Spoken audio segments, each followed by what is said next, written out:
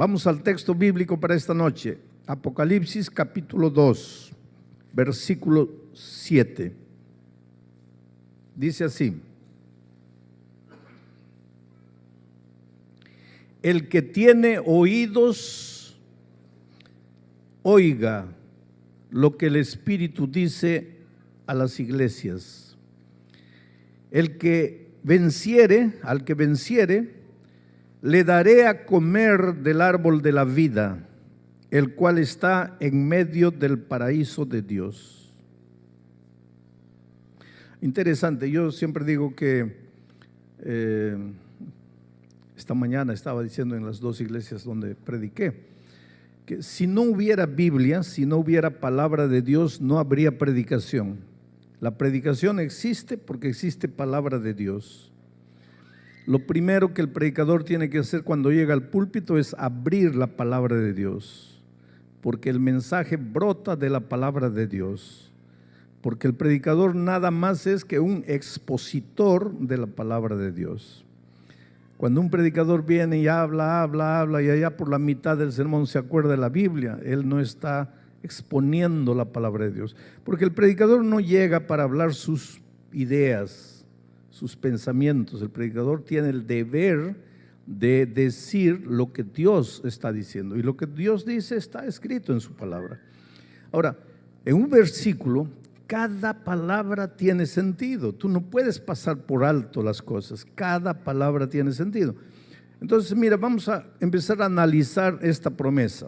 Primero, dice así: el que tiene oídos. Esta frase no es de Juan, esa frase es de Jesucristo. Porque Jesucristo muchas veces cuando presentaba sus parábolas, antes de presentar la parábola decía: el que tiene oídos para oír. Ahora Juan dice: el que tiene oídos, oiga. ¿Por qué? ¿Por qué Jesús y por qué Juan enfatizan el que tiene oídos para oír?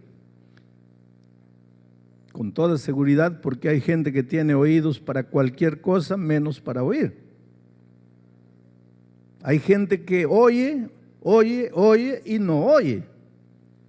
Hablas y no entienden. Dices una cosa y te entienden todo torcido. O dices una cosa y el otro interpreta mal. ¿Por qué? No tiene oídos para oír, tiene oídos para otra cosa, no para oír. Y aquí Juan lo que va a decir a continuación es algo muy solemne y dice: mira, esto no es para todos, es para el que tiene oídos para oír. Y yo espero que todos esta noche tengamos oídos para oír. Quiere decir, tenemos que pedirle a Dios: Señor, enséñanos a entender, ayúdanos a entender, porque a veces no entendemos las cosas. Dios habla y no entendemos. El que tiene oídos para oír, oiga. ¿Y qué es lo que tiene que oír? Al que venciere.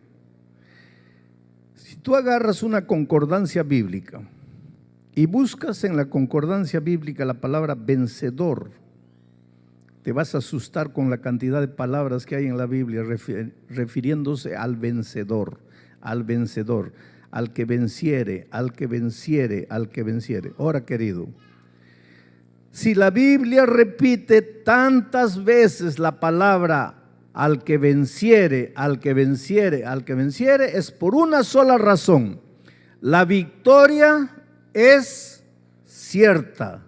La victoria es segura. La victoria no es una utopía, no es una ilusión, no es una mentira, no es una frase humanista. La victoria es segura en Cristo.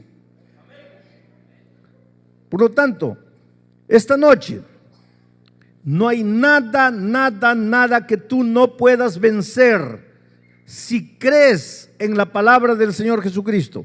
No hay nada que no puedas vencer si tienes oído para oír.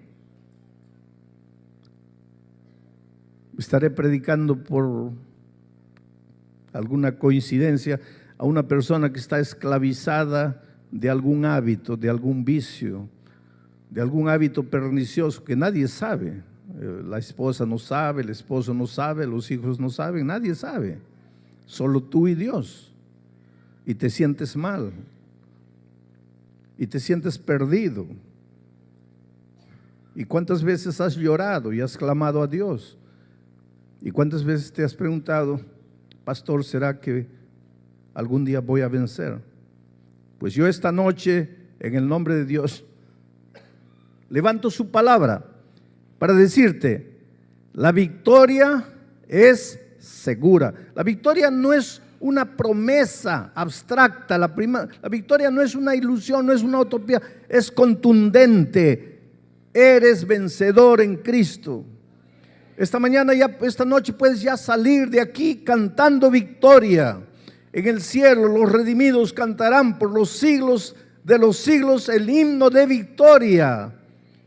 ¿Y por qué la victoria es cierta? Porque alguien ya ganó la batalla por ti. Alguien ya derrotó al enemigo por ti. Y te digo una cosa esta noche. El enemigo puede tentarte, puede hacer miles de cosas para atraer tu atención. Te puede hacer fantasías y fantasías queriendo traerte a su terreno.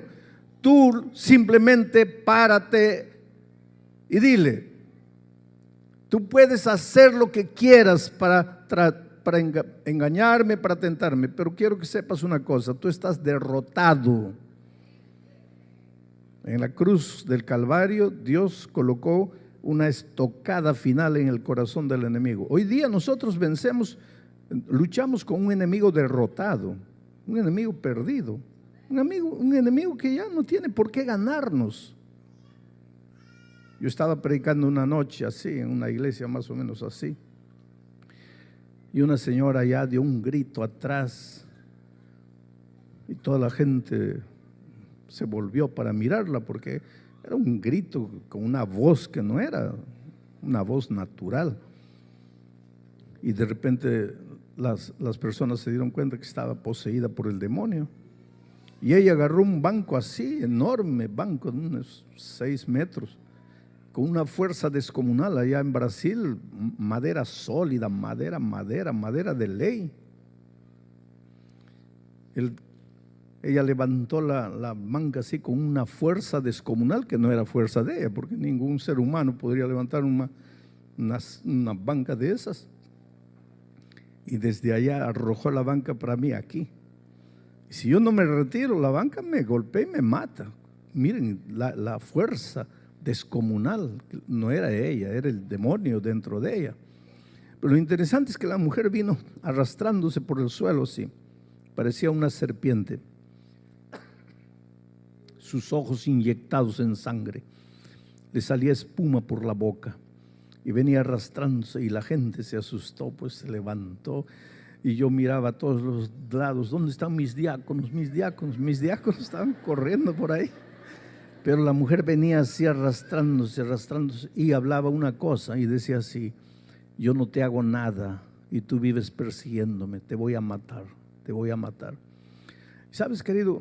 No me gusta ver esas escenas, porque yo creo que nosotros hemos nacido para vivir en compañía del Señor Jesús, no del enemigo.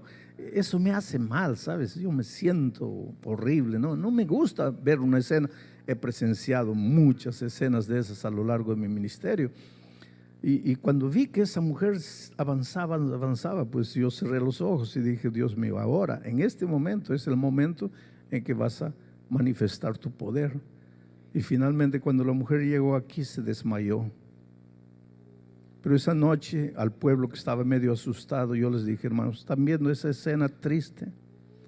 Pues eso es todo lo que el enemigo puede hacer. Arrastrarse, amenazar. ¿Qué más te puede hacer?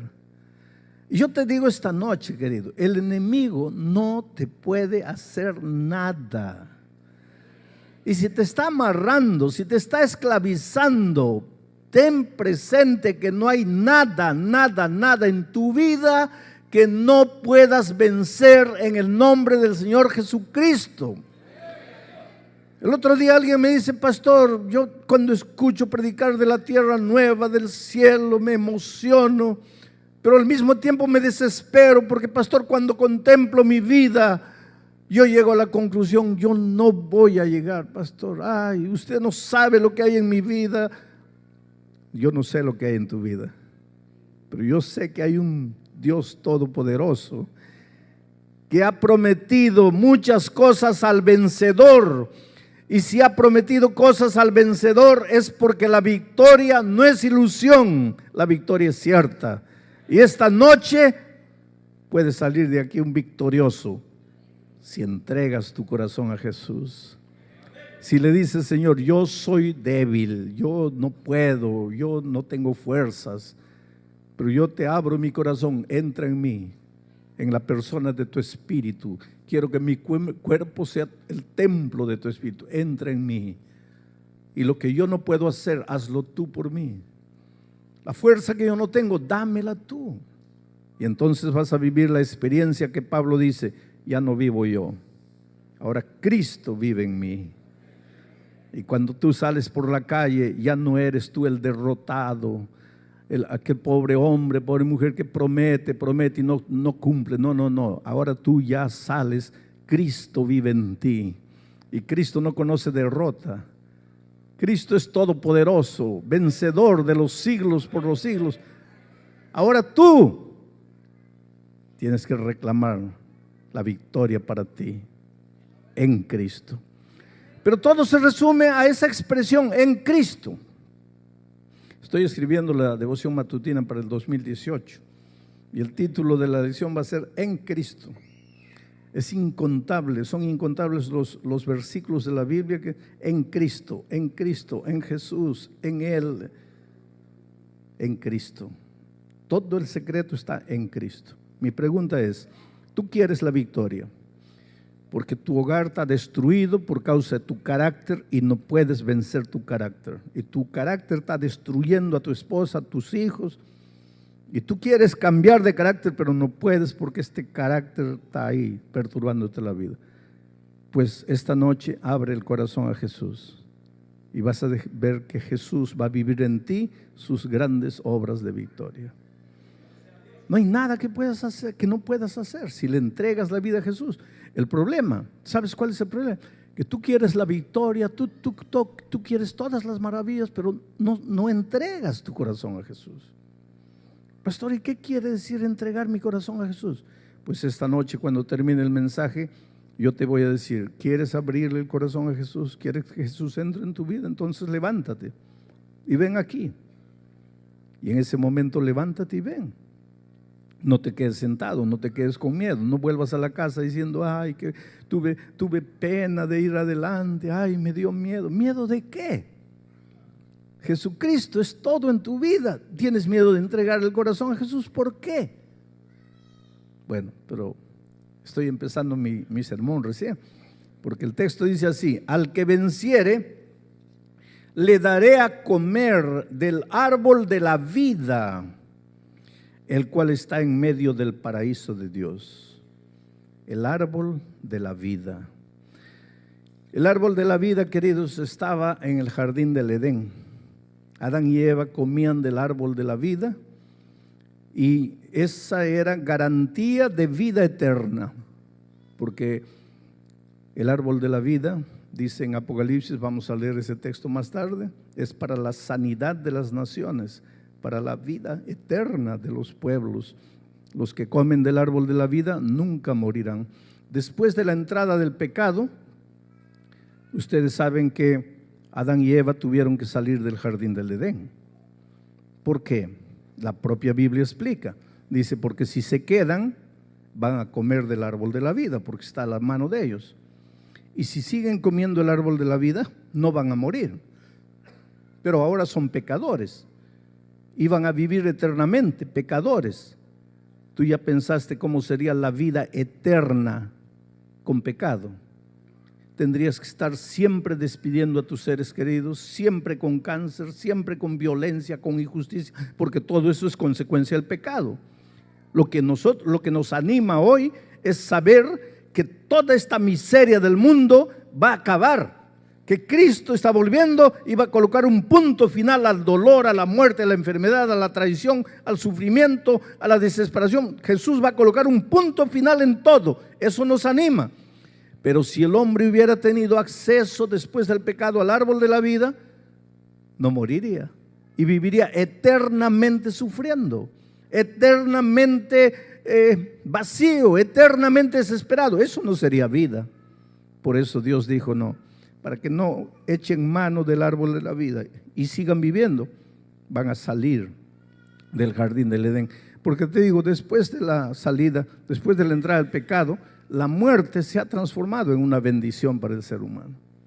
Por eso dice la palabra de Dios: bienaventurados los que de aquí para adelante mueren en Cristo Jesús. Morir no es problema, morir en Cristo Jesús no es problema. Ahora, morir sin Cristo Jesús, eso es terrible. Por eso, entrégate a Jesús, acepta a Jesús. El otro día alguien dice: pastor, pero es que yo no fui adelante porque pastor, yo no quiero cambiar de religión. ¿Pero de qué religión te estoy hablando? Yo te estoy hablando de tu vida, yo te estoy hablando de tu hogar, de tu familia, de tus sueños. Y cuando te digo entrégate al Señor Jesucristo, te estoy diciendo entrégate a la vida, no te estoy diciendo cambia de religión. No tengas miedo de entregarte al Señor Jesucristo, de darle tu corazón a Él. Pero ahora vamos a entender algunas cosas más. Mira, para eso vamos a leer Apocalipsis, donde encontramos de nuevo al árbol de la vida en el capítulo 22, cuando ya Jesús ha vuelto a la tierra, o está volviendo, ya después de todo, acabó el pecado y todo. El capítulo 22, versículo 1 dice: después me mostró un río limpio. Ya estamos en la tierra nueva. Después me mostró un río limpio de agua de vida. Ahora, date cuenta una cosa: el árbol de vida, el árbol de la vida, el que come sus hojas no muere. Pero aquí Juan ve un río de agua de vida. Hay un río de agua de vida, hay un árbol de vida. Vamos a seguir entendiendo. Después me mostró un río limpio de agua de vida, resplandeciendo como cristal. Y ese río de agua de vida salía ¿de dónde? Del trono de Dios y del Cordero.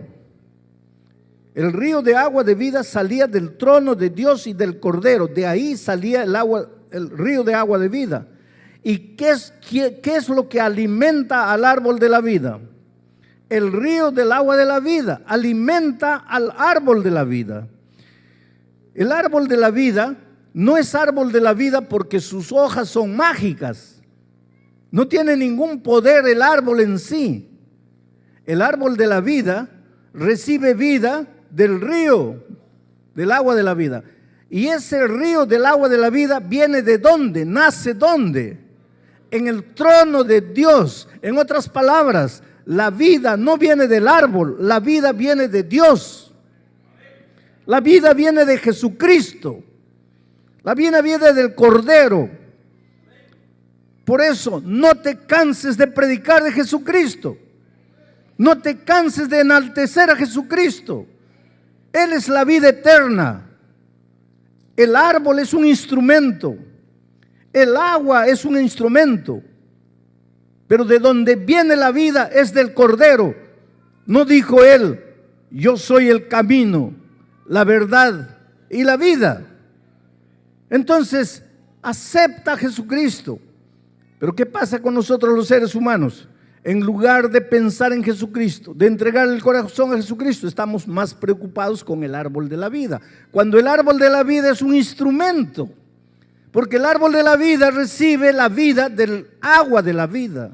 Y el agua de la vida nace del Cordero y de Dios el Padre, viene del trono de Dios. El origen de todo está en Cristo. Los seres humanos somos muy fáciles de estar preocupados con detalles exteriores, y nos olvidamos de la columna vertebral del evangelio que es Cristo. El otro día alguien me dice así: pastor, ¿por qué usted no predica el evangelio eterno? Pero querido, la sierva del Señor dice: el evangelio eterno es la justificación por la fe. El evangelio eterno es eterno porque viene desde la eternidad y va hasta la eternidad, y es el mismo evangelio. Por eso es eterno, no cambia. Se manifestó de manera visible en el jardín del Edén cuando el hombre pecó. ¿Y para qué? Para devolverle vida. ¿Y cómo se manifestó? Un cordero murió y su sangre se derramó. Ese cordero simbolizaba a Cristo, que un día derramaría su sangre en la cruz del Calvario. Y ese evangelio eterno pasó toda la historia de Israel, porque cuando los israelitas ofrecían un corderito todos los días, esos corderitos simbolizaban al Cordero de Dios que quita el pecado del mundo. Después Jesucristo en persona, el Cordero de Dios, vino y murió en la cruz.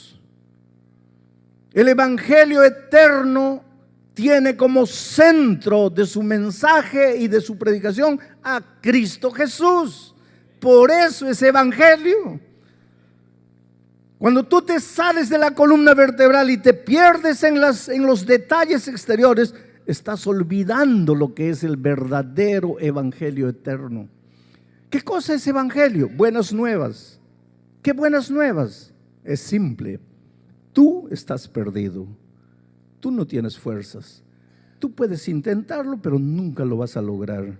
Tú eres hombre, tú eres pecador. Tu justicia es como trapo de inmundicia. Pero pastor, esa no es una buena noticia. Claro que no.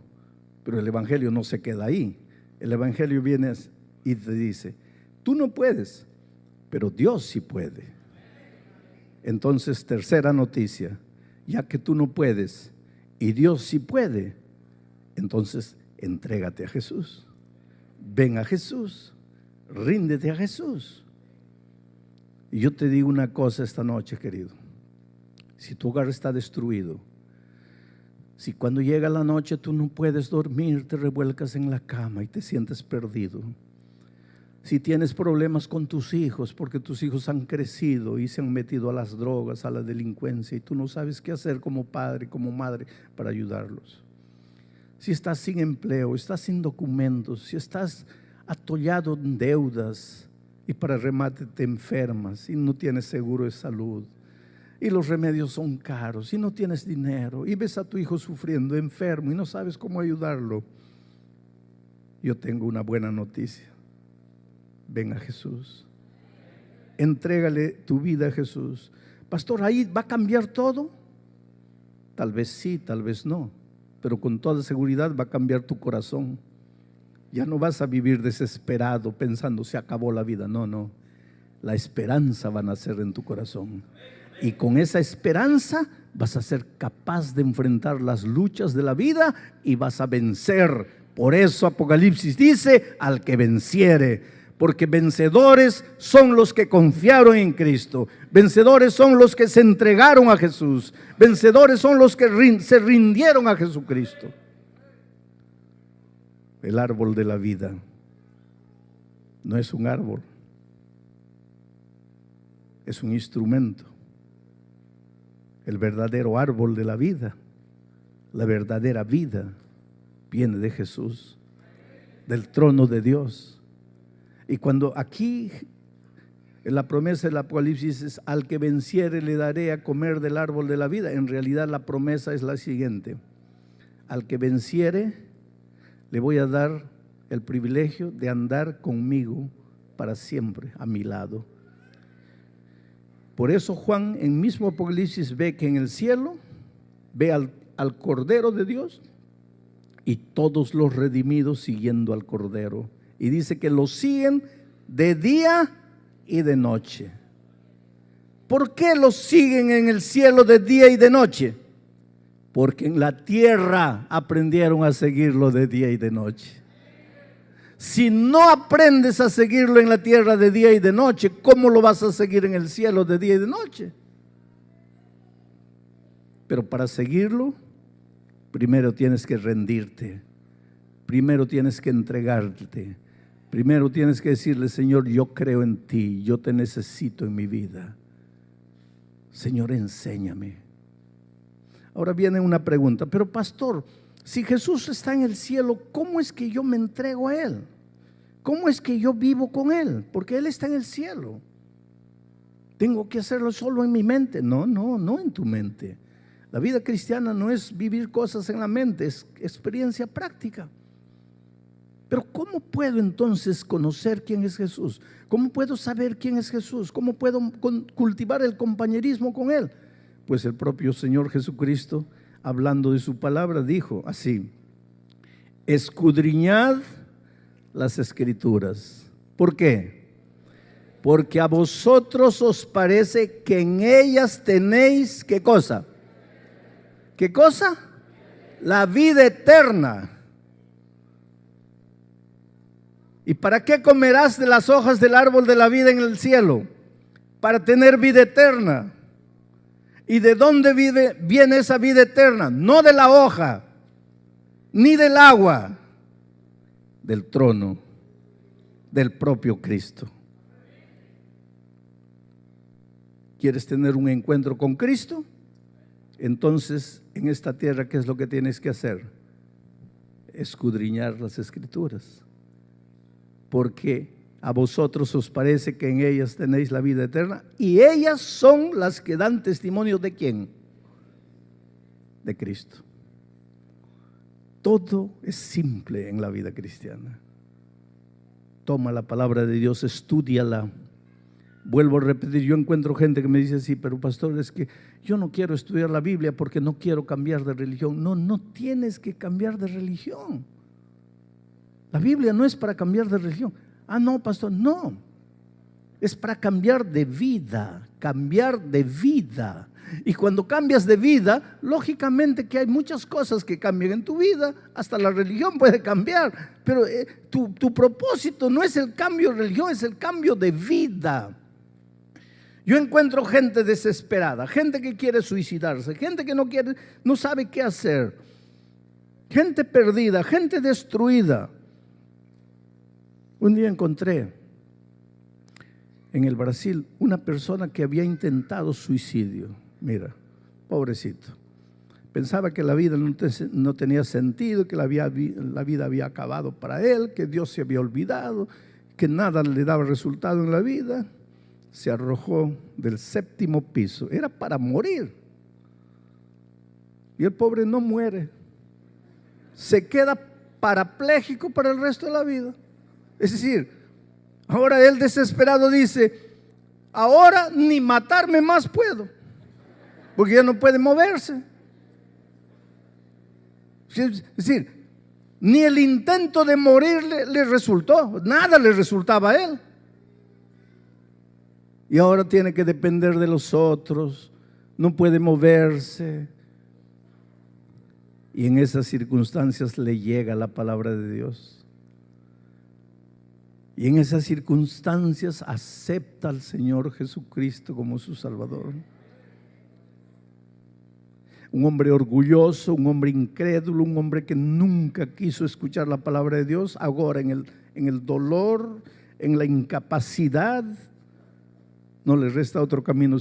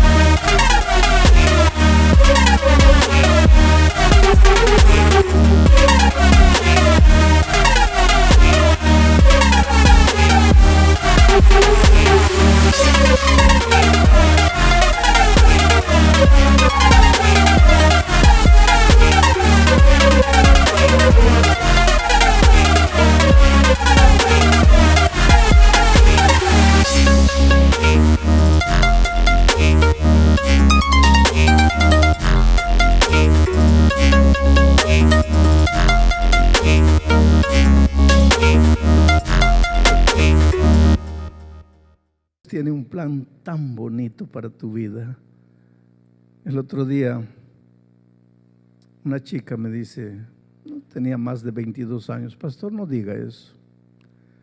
No diga que Dios tiene un plan para mi vida. Porque cuando yo tenía 3 años de edad, mis padres murieron en un trágico accidente.